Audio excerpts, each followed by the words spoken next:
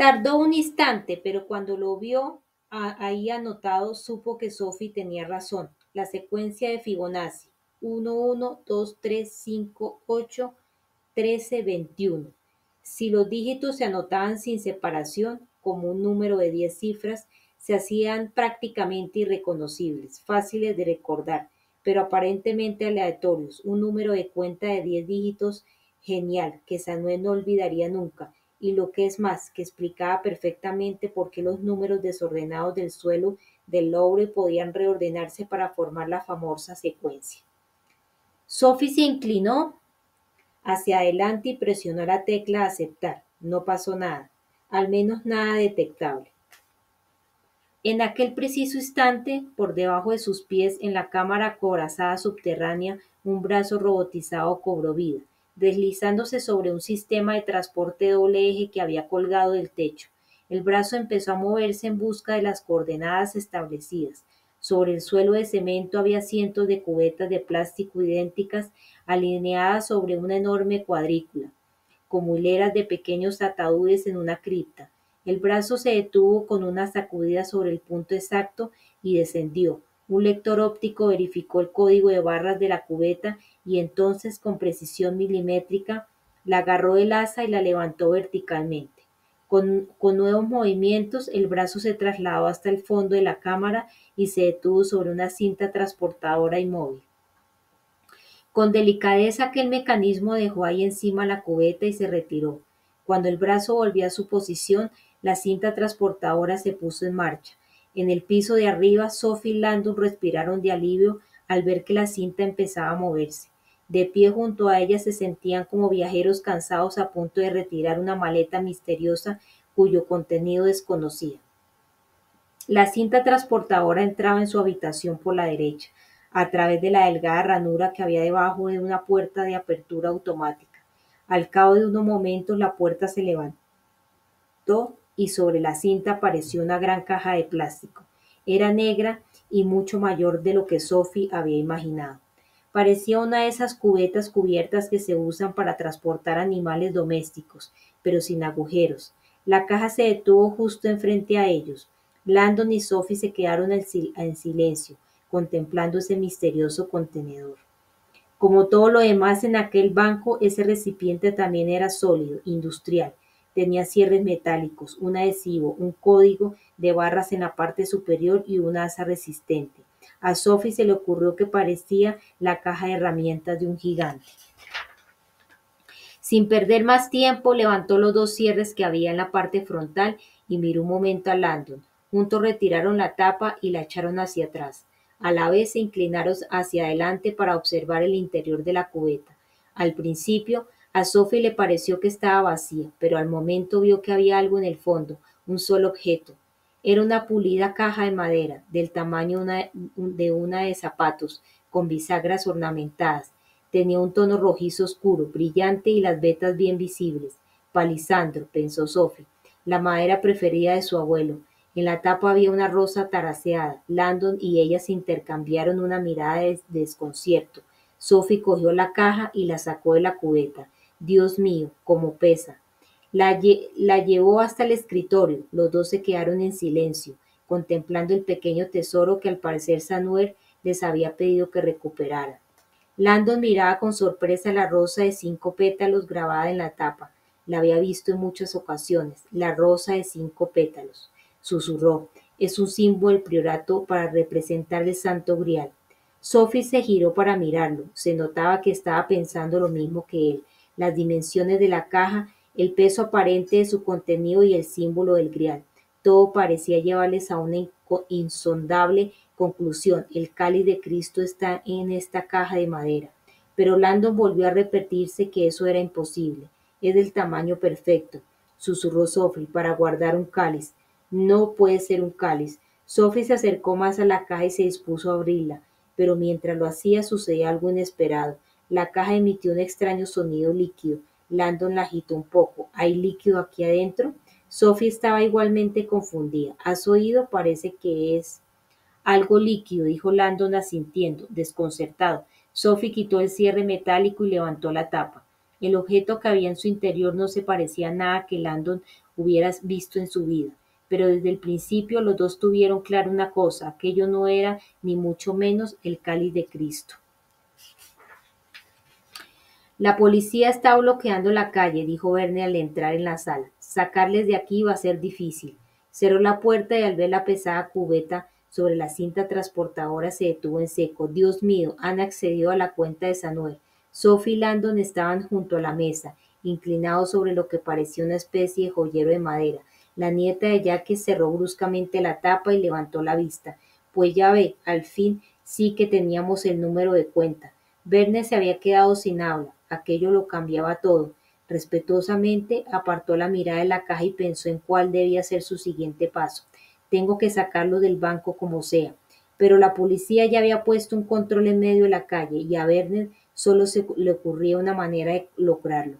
Señorita Neville, si consigo sacarla sana y salva del banco, ¿se llevará el objeto consigo o lo devolverá a la cámara antes de salir? Sophie miró a Landon antes de responderle. Debemos llevárnoslo. Verne asintió. Muy bien. En ese caso le sugiero que lo envuelvan con una chaqueta mientras recorremos los pasillos. Preferiría que no lo viera nadie más.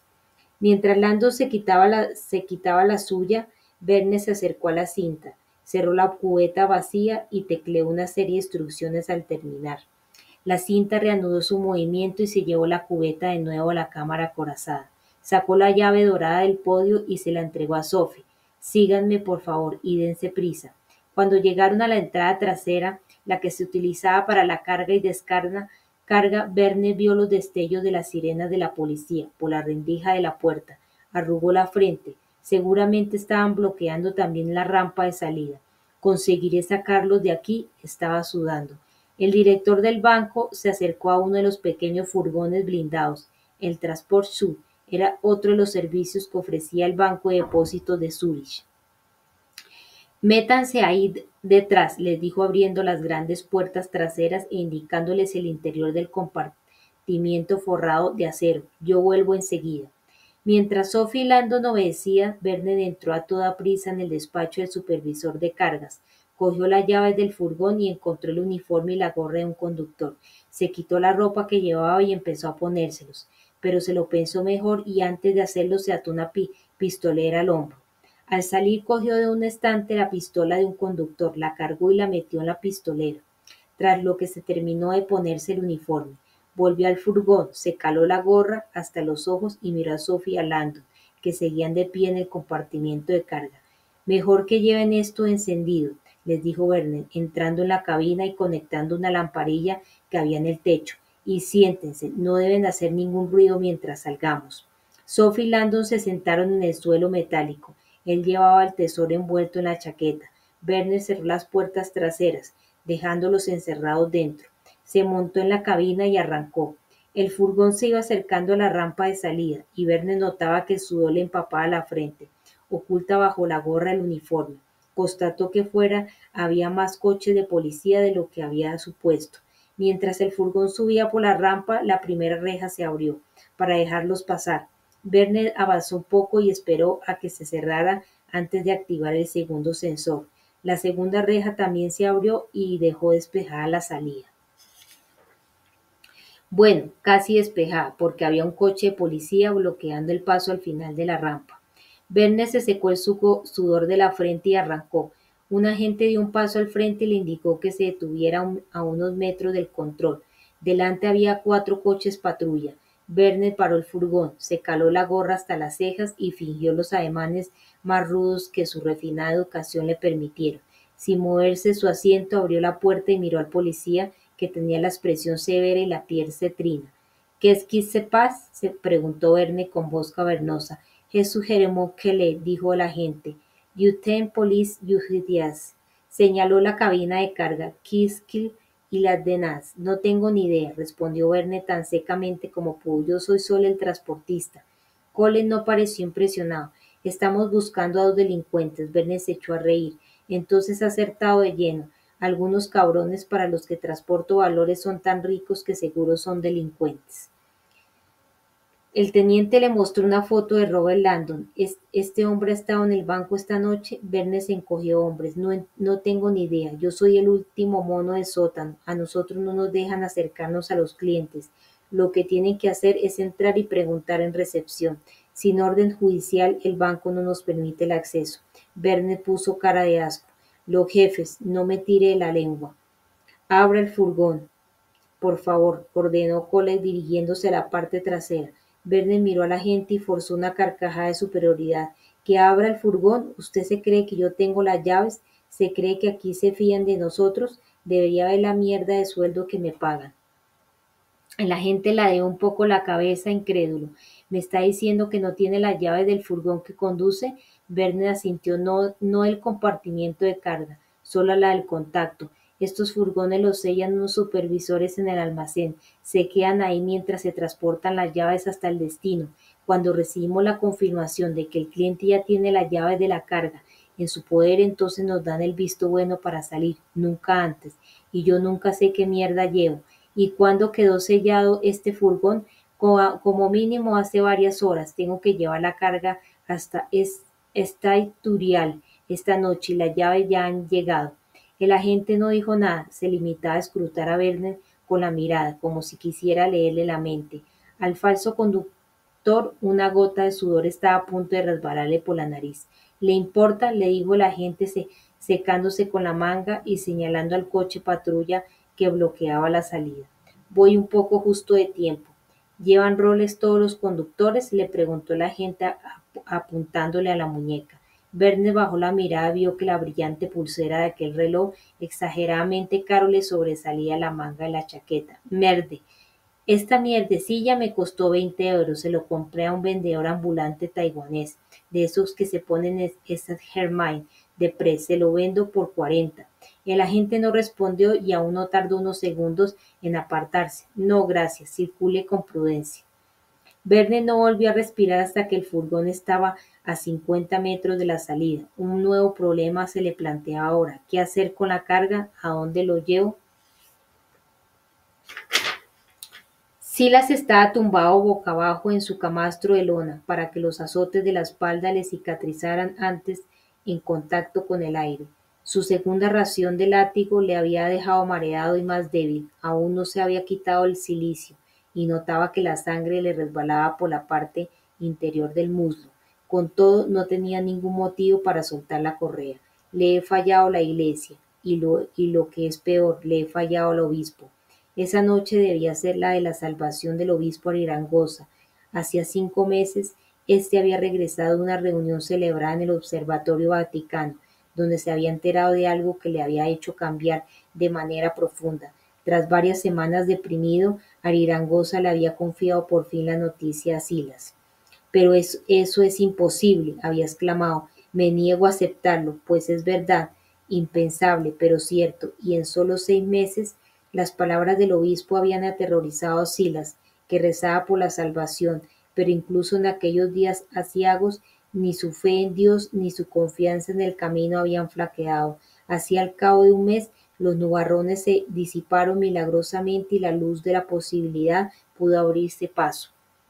Intervención divina, lo había llamado Arirangosza. El obispo parecía albergar esperanzas por primera vez. Silas le susurró: Dios nos da la ocasión de proteger el camino. Nuestra batalla, como todas, exigirá sacrificios. ¿Quieres ser un soldado del Señor? Silas se hincó de rodillas ante el obispo, el hombre que le había dado una nueva vida, y le dijo: Yo soy un cordero de Dios. Sé mi pastor y guíame por donde te dicte el corazón. Cuando Arirangosza le describió la ocasión que se les había presentado, Silas tuvo claro que aquello no podía ser más que obra de Dios. Destino milagroso. Arirangosza le puso en contacto con el hombre que había propuesto el plan y que se hacía llamar el maestro. Aunque éste y Silas nunca se habían conocido personalmente, cuando hablaban por teléfono le impresionaba tanto su fe como el alcance de su poder. El maestro parecía ser un hombre que lo sabía todo, un hombre con ojos y oídos en todas partes. Silas no sabía de dónde sacaba toda aquella información, pero Arirangosza había depositado toda su confianza en el maestro y le había pedido a Silas que hiciera lo mismo. Haz lo que el maestro te ordene y saldremos victoriosos, victoriosos. Ahora tumbado en la cama miraba al suelo y temía que la victoria les hubiera sido esquiva. Habían engañado al maestro. La clave era un maldito callejón sin salida, y con aquel engaño se había esfumado toda esperanza. Nada habría deseado más que poder advertir al obispo Arangosa, pero esa noche el maestro había eliminado todas sus líneas de comunicación directa, por nuestra propia seguridad. Al final, venciendo una gran turbación, Silas logró ponerse en pie y encontró su hábito que estaba en el suelo. Sacó el teléfono del bolsillo y, sintiéndose avergonzado, marcó un número. Maestro, dijo, todo está perdido, y le contó con detalle la historia del engaño del que había sido víctima. Pierde la fe al menor contratiempo, replicó el maestro. Acabo de recibir noticias inesperadas de los más oportunas. El secreto sigue vivo, ya que Sanuer transmitió información antes de morir. Te llamaré pronto. Nuestro trabajo de esta noche aún no ha concluido. Viajar en el interior de un furgón tenuemente iluminado era como que te llevaran a una celda de confinamiento. Landon hacía esfuerzos por vencer la angustia que le producían los espacios cerrados. Vernet dice que nos llevará a una distancia prudencial de la ciudad, donde, muy lejos, se le habían dormido las piernas de tenerlas tanto rato cruzadas. Cambió de postura y dio un respingo al notar que la sangre se la regaba de nuevo. Entre los brazos seguía sosteniendo aquel extraño tesoro que habían logrado sacar del banco. Creo que ya estamos en la autopista, susurró Sophie. Landon tenía la misma sensación. El furgón, tras una enervante pausa en la salida del banco, había empezado a moverse, zigzagueando a izquierda y derecha durante 1 o 2 minutos, y desde entonces había acelerado y circulaba a gran velocidad.